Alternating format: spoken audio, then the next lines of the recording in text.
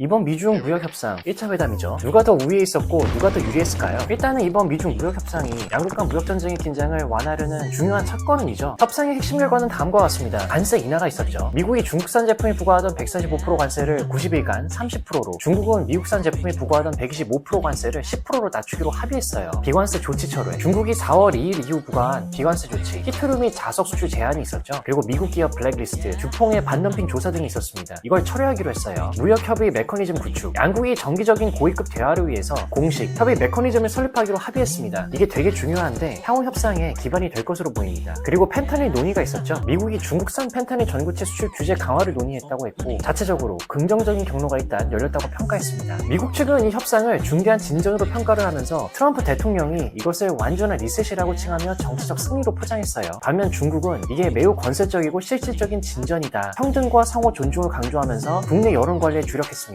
누가 더 우위에 있었는지 양측의 이익 분석을 해보자면은, 일단 미국 관세 감축의 경제적 이익이 있죠. 중국산 제품에 대한 관세가 145에서 30%로 낮추어지면서 소비자와 기업의 수입 비용 부담이 줄어들었어요. 전자제품, 소비재 가격 안정에 기여할 것으로 보여요. 중국의 비관세 조치 철회, 미국의 군사 드론, 전기차, 반도체 산업의 공급망 안정화를 가져올 가능성이 큽니다. 이게 미국 경제에 전략적으로 굉장히 중요한 이익이죠. 펜타닐 문제 진전, 펜타닐 미수 대응에 긍정적인 경로가 열렸다는 점이 미국의 공중보건 위기 해결에 기여할 수 있어요. 일단 중국 공안부 차관의 참여가 협력 의지는 보여줍니다. 정치적 승리, 트럼프 행정부가 당연히 협상을 26년 중간 선거를 앞두고 경제적 성과로 홍보하면서 지지율 하락을 막으려고 하는 거죠. 미래 협상 전략, 데센트가 이번 인터뷰에서 굉장히 강조하던 점인데, 향후 중국과의 구매 협정을 통해서 미국이 무역 적자를 줄이려고 해요. 중국이 받아줄지는 모르겠지만은 장기적으로 이게 유리할 수 있습니다. 중국의 이익으로는 관세 감축의 경제적 이익이 있습니다. 결국 중국이 미국에 대한 수출 부담을 크게 줄인 거죠. 특히 미국 시장이 중국 수출의 주요 시장이기 때문에 145에서 30%로 낮춘 관세는 중국 경제에 나쁘지 않은 거죠. 품목별로는 다르지만은 과거 바이든 정부 때 약 20에서 25% 정도 수준이었는데 현 시점에서 떨어진 30%는 나쁘진 않은 상황이에요.